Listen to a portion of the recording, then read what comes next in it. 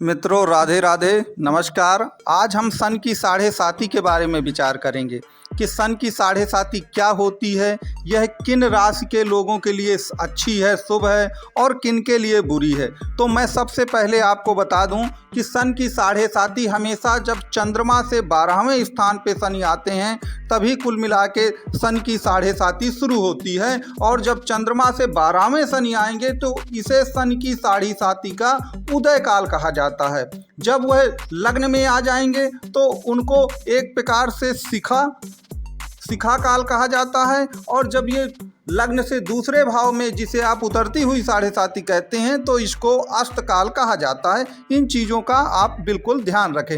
याद रखिए, सन की साढ़े साती का समय काफ़ी लंबा होता है, एक लंबे कालखंड तक चलती है, 7.5 साल तक। और याद रखिए, शनि जो हैं दंडाधीश कहलाए गए हैं। सन की साढ़े साती से पूर्व जो भी आपने गलत कार्य किए होंगे, शनि उन चीज़ों का आपको दंड देता है। आप लोग न्यायालय में जाते हैं तो क्या होता है, जज कभी पुरस्कार थोड़ी देता है, जज तो आपको दंड ही देगा ना आपके कर्मों का। तो ये याद रखिए कि सन की साढ़े साती आपको आपके बुरे कार्यों का दंड देती है, अर्थात यह आपका मार्गदर्शन भी आगे के लिए करती है कि आगे चल करके आप गलत कार्य ना करें।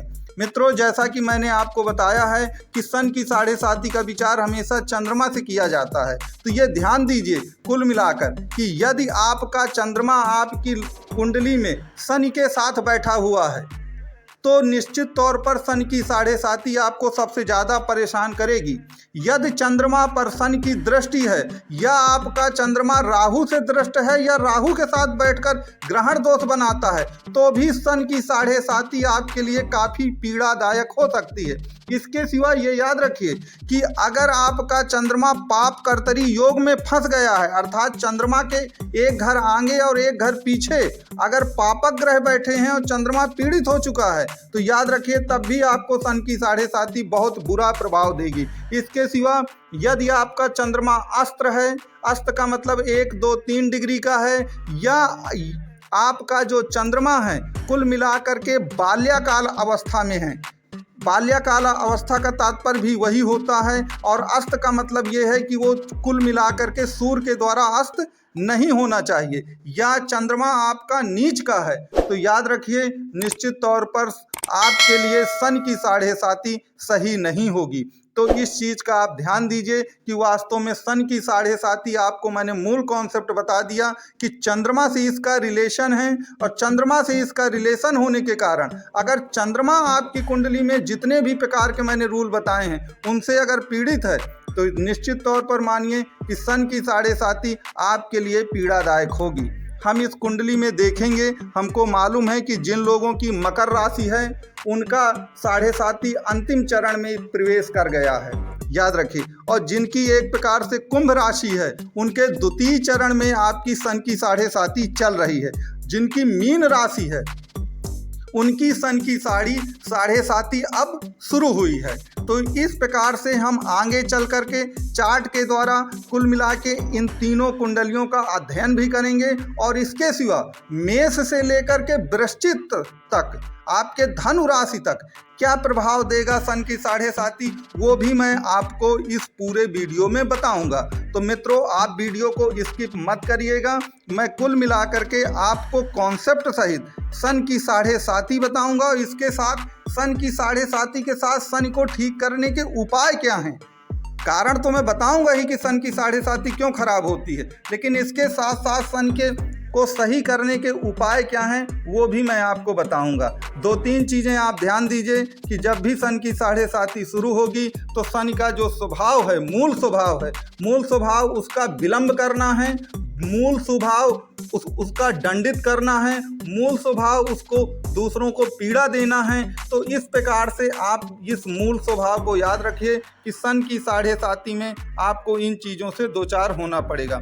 मित्रों, मैं पंडित राज हूँ, मेरा नाम पंडित राज है। आप मेरे इस वीडियो को लाइक एवं शेयर और सब्सक्राइब करें। आपको कुंडली से संबंधित किसी भी तरह की कोई भी समस्या आती हुई तो स्क्रीन पर जो व्हाट्सएप नंबर दिए गए हैं उन पर आप संपर्क कर सकते हैं, या कमेंट बॉक्स में अपनी क्वेरी लिखें, मैं निश्चित तौर पर उसका जवाब दूंगा। चलिए अपना वीडियो हम शुरू करें।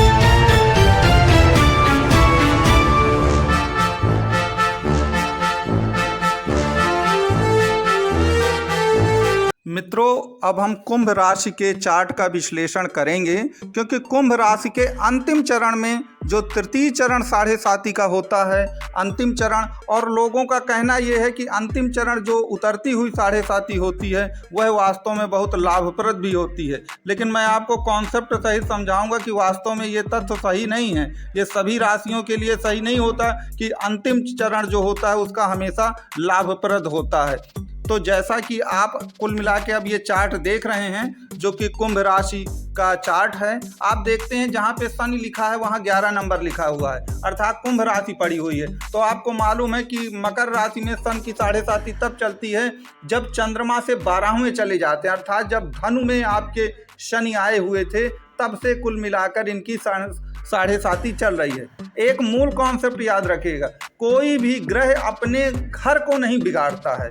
तो जो भी जिनकी राशियां होती हैं जिन ग्रहों की, वह उन राशियों में जब आते हैं तो कभी भी उन घरों का बुरा नहीं करते हैं। तो मकर और कुंभ चूंकि शनि की ही राशि है और कुंभ तो उसकी मूल त्रिकोण राशि भी है, तो कभी भी उतरती हुई 7.5 जो मकर राशि के लोग होते हैं उनके लिए बहुत ही फायदेमंद होती है। अब मैं आपको एक उदाहरण और दे दूं, मान लीजिए इनकी मकर राशि ना होती, मकर राशि की जगह ये कर्क राशि होती, तो आगे चल के अंतिम चरण में क्या आता, सिंह राशि आती। अब अगर सिंह राशि है तो आप जानते हैं सिंह का स्वामी सूर्य होता है, और सूर्य शनि में मित्रता नहीं दुश्मनी होती है।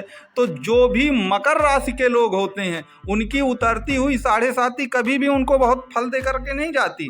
इसलिए ये जो हमेशा कॉन्सेप्ट बताई जाती है कि उतरती हुई 7.5, वो सब पे लागू नहीं होती है। उतरती हुई 7.5 ठीक है, उतरती हुई 7.5 का प्रभाव थोड़ा कम होने लगता है, लेकिन फिर भी वह पूर्ण रूप से सत्य नहीं है जैसा कुल मिलाकर के बताया जा रहा है। तो सन की 7.5 मकर राशि के जितने भी लोग हैं उनके लिए बहुत फलदायी होगी, धन आगमन लाने वाली होगी। धन आगमन के साथ साथ आपके जो कुटुंबी हैं जिनसे आपका पहले वाद विवाद होता था, पटती नहीं थी आपकी, अब निश्चित तौर पर उनसे भी आपकी बनेगी। और धन आगमन के लिए ये बहुत ही शुभ फलदायी है। जो आपने धन के अभाव में पीड़ा कष्ट झेला है अब वो ऐसा नहीं हो। यही नहीं, अभी और सुनिए मित्रों, अब हम कुंभ राशि पर विचार करेंगे। आपको मालूम है कि कुंभ राशि में आपका शनि मूल त्रिकोण की राशि होती है और इस समय वो शतभिषा नक्षत्र में भी चल रहे हैं। तो इसका मतलब क्या होता है कुल मिलाकर, शतभिषा नक्षत्र में चलना और कुंभ राशि में चलना, निश्चित तौर पर जितने भी कुंभ राशि के जातक हैं यह उनका गोल्डन टाइम पीरियड चल रहा है। और निश्चित तौर पर उनकी जो द्वितीय चरण की 7.5 जो चल रही है वह उनको 100% लाभ दे करके ही जाएगी। ये चीज आप ध्यान दीजिएगा। आप जैसा इस चार्ट पे भी देख रहे हैं कि जिन जातकों की राशि भी कुंभ है और आपका शनि भी कुंभ में चल रहा है, ये उन्हीं के लिए। तो वास्तव में जब शनि द्वितीय चरण में आते हैं तो याद रखिए, लग्न क्या है, आपका मन है, मन का सुख भी है। तो याद रखिए द्वितीय चरण पे आने पे वो मानसिक अशांति पैदा करते हैं, कड़ी मेहनत करवाते हैं, उसका परिणाम नहीं देते हैं, रोग और दरिद्रता फैलाते हैं, स्वास्थ्यगत समस्याएं सबसे ज़्यादा झेलनी पड़ती हैं जब द्वितीय चरण में आपके शनि आते हैं। लेकिन कुंभ राशि के जातकों के साथ ऐसा नहीं होगा। अगर उनमें कोई बीमारी थी तो स्वास्थ्यगत बीमारियां भी उनकी दूर होंगी। जो कड़ी मेहनत से उनको परिणाम नहीं मिल रहे थे 100% अब वो उनको परिणाम मिलेंगे। वो जो मानसिक अशांति उनको थी वह मानसिक अशांति भी उनको प्राप्त होगी। और निश्चित तौर पर जो आर्थिक तंगी का उनको सामना करना पड़ रहा था वह आर्थिक तंगियों का भी सामना अब उनको नहीं करना पड़ेगा। लेकिन आप यहाँ पे एक मूल बात ध्यान दीजिएगा कि शनि का जो स्वभाव है वो थोड़ा विलंब का, देरी का परिणाम देने का है। इसलिए आप ये सोचें कि अब मेरे कुंभ में आ गया है तो आज ही कोई चमत्कार हो जाना चाहिए, आज ही मुझे सब मिल जाना चाहिए, ऐसी आपको मनोभावना नहीं रखनी चाहिए। जो मूल स्वभाव जिस भी कुल मिला के ग्रह का होता है वह निश्चित तौर पर उसका कहीं ना कहीं कुछ ना कुछ प्रभाव जरूर होता है। इसलिए जैसे जैसे शनि के अंशात्मक स्थिति बढ़ेगी, शनि आगे की ओर जाएंगे, शतभिषा नक्षत्र का तो अभी पहला चरण चालू हुआ, वैसे वैसे निश्चित तौर पर आपको लाभ मिलना शुरू हो जाएगा। तो जो भी आपके कुंभ राशि के जातक हैं उनके लिए निश्चित तौर पर ये स्थिति जो है बहुत ही लाभदायी है। उनको निश्चित तौर पर इस सब का लाभ उठाना चाहिए। ये उनके लिए गोल्डन समय के समान ही है। ये चीज़ आप ध्यान दीजिए। क्या सोच है रे तेरी, मानना पड़ेगा। मित्रों, अब हम मीन राशि की बात करेंगे। आपको मालूम है कि जिन भी जातकों की राशि मीन है उनका निश्चित तौर पर इस समय प्रथम चरण ही एक प्रकार से चालू हुआ है आपकी सन की 7.5 का। और मैं आपको बता दूं कि जब भी इसे उदय काल कहा जाता है। अब प्रथम चरण अगर चालू होता है तो वो तभी चालू होगा जब आपके शनि कहाँ चले जाएंगे, 12वें स्थान में चले जाएंगे। और आपको मालूम है कि 12वां स्थान त्रिक स्थान कहा जाता है, दुख का स्थान। तो आप समझ लीजिए, एक तो नीम वो भी करेला वो भी नीम चढ़ा, निश्चित तौर पर वो दुखों का भंडार वहाँ पर आपको मिलना है। तो निश्चित तौर पर जब भी शनि 12वें में जाएंगे और वो भी अगर मित्र की राशि नहीं है, कहीं शत्रु की राशि है, तो फिर स्थितियाँ और भी बुरी हो जाएंगी। आपको इस चार्ट में दिख रहा होगा कि अगर आपकी राशि चंद्रमा मीन है तो कुल मिला के शनि इस समय आपके 12वें चल रहे हैं। अब देखिए, जब 12वें जाएंगे कुल मिला करके तो 12वां स्थान कहे का होता है। आपको इस चीज़ का ध्यान दीजिएगा, 12वां स्थान लंबी यात्राओं का होता है। तो यदि आप कोई बहुत लंबी यात्रा भी करते हैं तो आपको उससे कोई लाभ अब नहीं मिलने वाला है। 12वां स्थान आपका जेल और अस्पताल का भी होता है।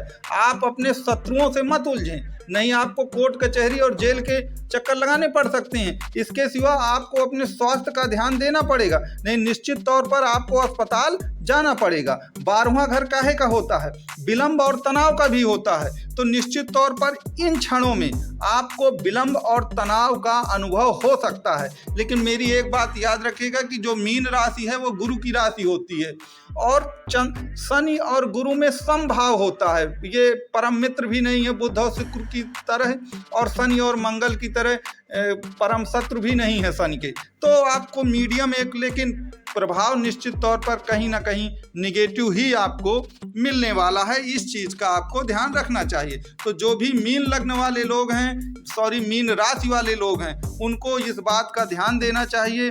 उनको कुछ भी ऐसा काम नहीं करना चाहिए जिससे उनके जीवन में कठिनाइयाँ और ज़्यादा पैदा हों। उन्हें अपने स्वास्थ्य का बहुत ज़्यादा ध्यान देना चाहिए। शत्रुओं से इस समय उलझना नहीं चाहिए। कभी भी पार्टनरशिप पर आप व्यापार ना करें। जो भी रुपया पैसा हो उसको निश्चित तौर पर जहां भी निवेशित करें, बहुत ही सोच समझ करके आपको निवेशित करना चाहिए। अन्यथा आपका धन आपको वापस फिर नहीं मिलने वाला और आप निश्चित तौर पर परेशान हो जाएंगे। आगे की कुंडली में मैं आपको इनके निवारण भी अभी बताऊंगा। वाह क्या सीन है, वाह क्या सीन है। मित्रों, सन की 7.5 के निवारण बताने से पहले मैं आपको कुछ मूल कॉन्सेप्ट इसकी समझा दूं तो आपको ज़्यादा समझ में आएगा। ये याद रखिए कि शनि की 7.5 के 3 चरण होते हैं। तो जहाँ पर इनके परम मित्रों की राशियाँ पड़ेंगी तो निश्चित तौर पर उस चरण में आपको 7.5 में उतना कष्ट नहीं होगा। जैसे मान लीजिए शनि की 7.5 के प्रथम चरण में शुक्र की राशियाँ पड़ जाती हैं, वृष राशि या तुला राशि। अब वृष राशि तभी पड़ेगी सन की 7.5 के प्रथम चरण में जब आपकी मिथुन राशि होगी। तो निश्चित तौर पर जो प्रथम चरण होगा वह आपके लिए लाभदायक होगा। ये चीज़ ध्यान दीजिएगा, क्योंकि जहाँ जहाँ इनकी परम मित्र कौन है, परम मित्र हैं उनके कुल मिला के 2 ही परम मित्र हैं, एक बुध हैं और एक शुक्र हैं। तो जहाँ जहाँ मिथुन और कन्या राशि पड़ेगी, चाहे वो किसी भी चरण में पड़े, या वृष और तुला राशि पड़ेगी किसी भी चरण में पड़े, तो निश्चित तौर पर वहाँ पर शनि की 7.5 में आपको, अगर आपकी कुंडली में सब कुछ अच्छा है तो बहुत अच्छा होगा। यदि अच्छा नहीं भी है तो आपको राहत जरूर मिलेगी। अब जैसा कि मैं एक भ्रम आपको मिटाना चाहता हूँ आपका, जो सब लोग कहते हैं कि सन की 7.5 का अंतिम चरण बहुत शुभ होता है, तो मैं आपको बता दूं कि वो शुभ नहीं होगा। मान लीजिए आपकी कर्क राशि है तो अंतिम चरण की राशि क्या पड़ेगी, सिंह राशि पड़ेगी। तो सिंह काहे की राशि है, सूर्य की राशि है। वो सूर्य शनि के शत्रु हैं। तो जब वो शत्रु राशि में प्रवेश करेंगे धन भाव पे, तो निश्चित तौर पर अंतिम चरण में भी आपको कोई लाभ नहीं मिलने वाला है। इसी प्रकार मान लीजिए आपकी मीन राशि है, तो अगर आपकी मीन राशि है तो अंतिम चरण क्या पड़ेगा, अंतिम चरण मेष राशि पड़ेगी। और मेष काहे की राशि है, मेष है मंगल की राशि, और मंगल भी शनि के परम शत्रुओं में होते हैं। इसी प्रकार मान लीजिए आप तुला राशि के जातक हैं, तो अंतिम चरण काहे का होगा? वृश्चिक राशि पड़ेगी। अब वृश्चिक राशि भी मंगल की ही राशि है, उसमें भी आपको लाभ नहीं मिलने वाला है। इसी प्रकार मान लीजिए आपकी मिथुन राशि है, तो मिथुन राशि है तो शनि का अंतिम चरण, जो शनि की 7.5 का अंतिम चरण होगा, वहाँ कर्क राशि पड़ेगी। और कर्क काहे की राशि है? कर्क आपकी चंद्रमा की राशि है। तो इस कारण से कुल मिला के आपको राहत नहीं मिलने वाली। तो आप इस मिथक को तोड़ दीजिए कि उतरती हुई 7.5 निश्चित तौर पर लाभ देकर जाएगी। यह कुल मिलाकर तर्कशास्त्र में उचित नहीं बैठती है ये बात। अब मैं आपको इसके उपाय बता दूं कि अगर आपकी शनि की 7.5 चल रही है तो आपको शनि के कुछ उपाय कर लेना चाहिए। देखिए, शनि के उपायों में यही है कि शनि से संबंधित वस्तुओं का आपको दान करना चाहिए। जैसे काले तिल हैं, वस्त्र हैं, लोहा है, इनका आप दान कर सकते हैं। इसके सिवा आप शनि का व्रत भी कर सकते हैं और हनुमान जी की पूजा जरूर करना चाहिए, या 14 मुखी रुद्राक्ष का भी आप धारण कर सकते हैं। ये चीज़ें आपको शनि का उपाय करेंगे, शनि का व्रत करेंगे, या आपके आसपास कहीं पीपल का वृक्ष है तो उसके आप परिक्रमा लगाएं, वहाँ पर दिया जलाएं। इन सब चीज़ों से निश्चित तौर पर आपको लाभ होगा। मित्रों, मैंने अपनी सभी बातें स्पष्ट कर दी हैं। इसके बावजूद भी अगर आपके शनि की 7.5 के बारे में आपके मन में कोई भी डाउट हो तो शुरू में व्हाट्सएप के नंबर मेरे संपर्क सूत्र फ्लैश कर रहे थे, आप उन नंबरों पर अपनी क्वेरी लिखकर मुझे भेज सकते हैं। मैं 100% उसका जवाब दूंगा। इसके सिवा आप कमेंट बॉक्स में शनि की 7.5 से संबंधित कोई भी आपके प्रश्न हो तो निश्चित तौर पर आप जरूर लिखें, मैं उनका भी 100% जवाब दूंगा। मित्रों, राधे राधे, राम राम, जय सिया राम।